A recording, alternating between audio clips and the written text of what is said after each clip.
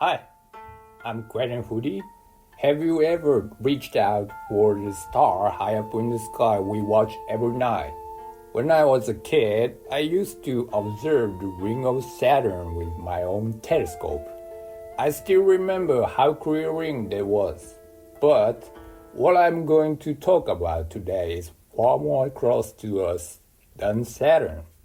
Not about evolving myself into Star Child through contacting to the black gigantic monolith, nor about sending in code the precise coordination for the NASA's hidden base with gravity wave.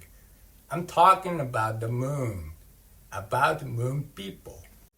There is no such beings out there. Bye. See you next time. As you all may know, human beings have successfully carried out several outer space missions Project Apollo to explore the moon.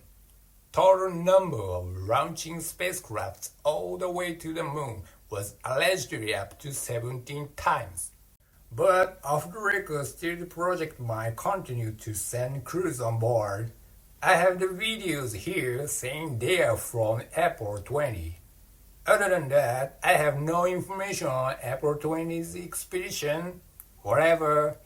Let's see what they found on the moon.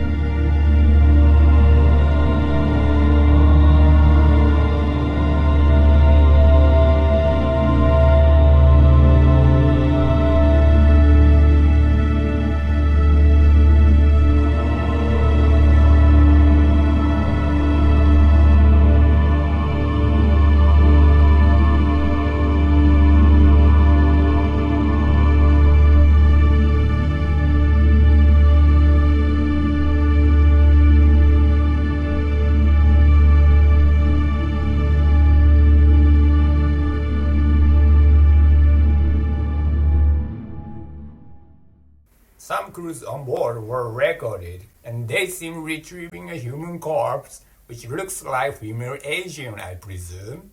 It was well preserved like mummy.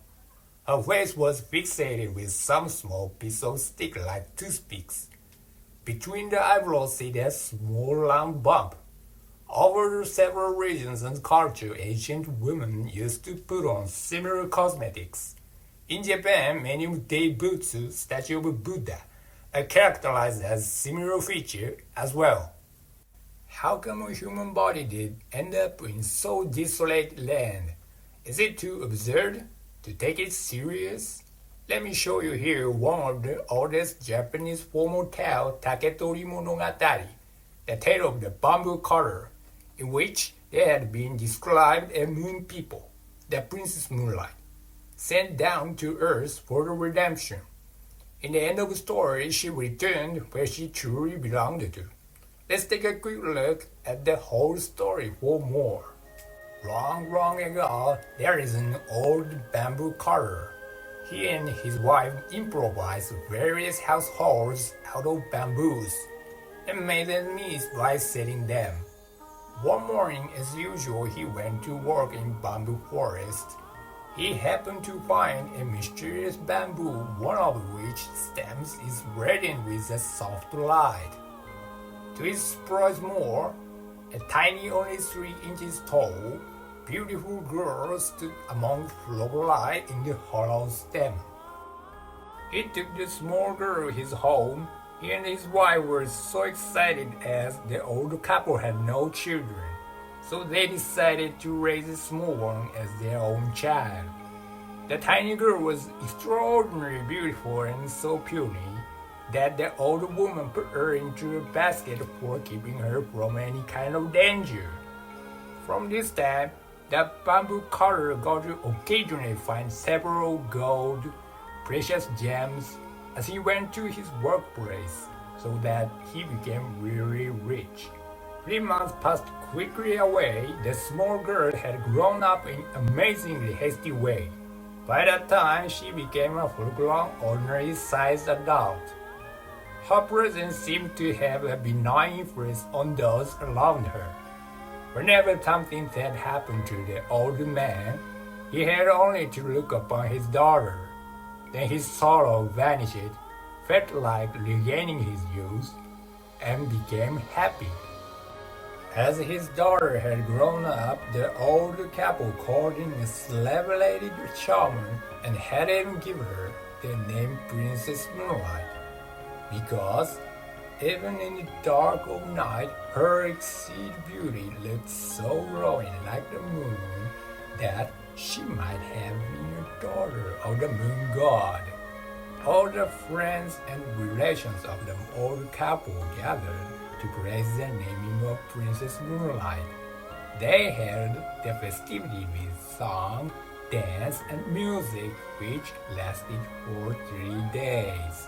A chapter about some serious celebrities seeking after matrimony is in succession after this, but I would omit that part and skip to where the Princess Moonlight is leaving the old couple for good.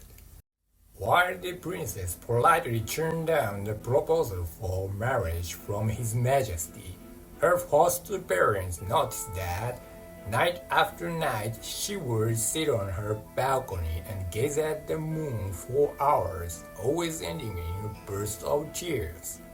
The old man found her weeping so badly he couldn't help to ask her why she indulged herself in such the grave sorrow.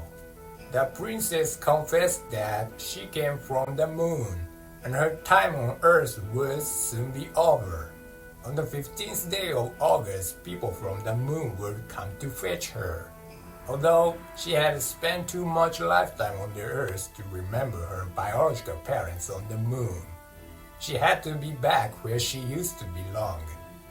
There was no way to change that, she said.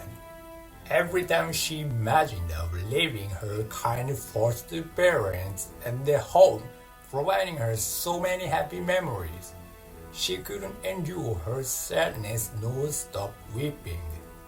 The bamboo cutter informed what she said of His Majesty. The emperor intended to do all he could to prevent the princess from being carried back. On the 15th day of August, he sent 2,000 warriors as a guard to watch the house. The old couple hid the princess deep inside of the house. The foster parents hoped that they could send moon people back without a single touch to their only daughter. Nonetheless, the princess told them that anything you planned to keep her would be useless, and moon people will surely accomplish their deeds. She said although she asked the moon people to postpone sending her back to the moon by the end of this year, they had declined. Then she also told her foster parents how great she appreciated for all the love and kindness they had shown to cherish their dearest. And the time had come. Suddenly, the watchers saw a cloud form round the yellow harvest moon high in the heavens, and while they saw this, cloud began to roll earthwards. Everyone saw this cloud made its course towards the house. In a short time, it lay over the dwelling only 10 feet off the ground. In the middle of the crowd, there stood a flying chariot. There were a couple of luminous wings in it. One of them looked like a king, and the one who appeared to be the chief stepped out of the chariot. He paused in the air and called the old man to come out. He said the time had come for the princess to return to the moon. She committed a grave fault, and as a punishment, she was sent down here to live for a while. Moon people knew that the old man and his wife had been taking good care of the princess since she was adopted. So they had rewarded the foster parents with gold and precious gems which the bamboo cutter had found at his workplace before. Then the old man begged to the moon people not to take the princess away from the old couple. The moon people wouldn't listen to him at all and said, "Princess Moonlight, come out from this lowly dwelling. Let's not hear another moment." At these words, the screens of the princess' room, kept her from their sight, slid open on their own and revealed her presence. The moon people walked the princess through into the chariot. She looked back and saw the deep sorrow of the old man. She thought this is against her will, and she wanted him to promise her that if he missed his only daughter, the moon rising high in the sky was supposed to be admired on her behalf. The old man wouldn't accept. He insisted to accompany with her travel to the moon, but that was not allowed. One of the moon people handed a vial full of the elixir of life to the princess for cleansing the fields on earth. She swallowed a little and about to give the rest to the old man, but she was prevented from doing so. Right before the moon people put the heavenly love upon her shoulder, the princess wrote a letter to His Majesty for farewell. The letter and the vial of the elixir of life were given to the old man, and he was asked to deliver them to His Majesty. Once she put on the heavenly love, all the compassion she possessed for her foster parents got completely vanished.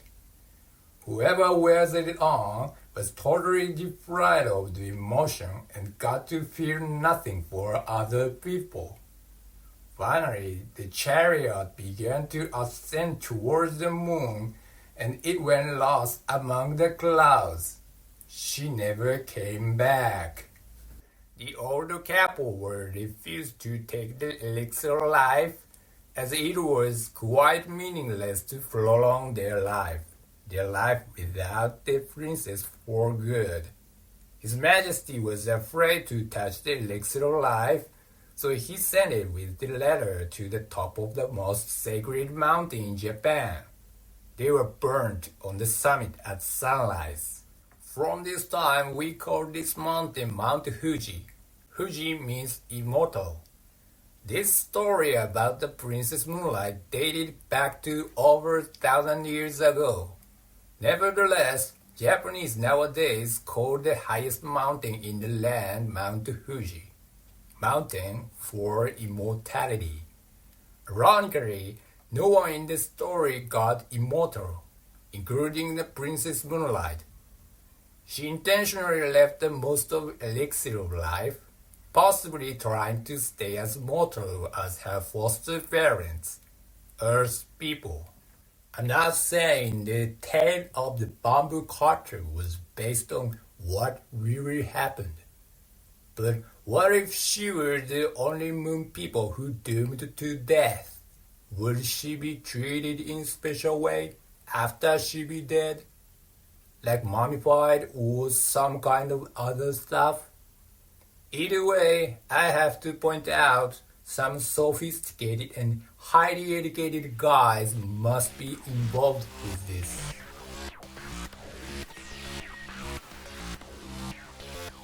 Thank you for watching this video. I hope you enjoyed it. If you do, please subscribe and hit the bell icon. See you next time.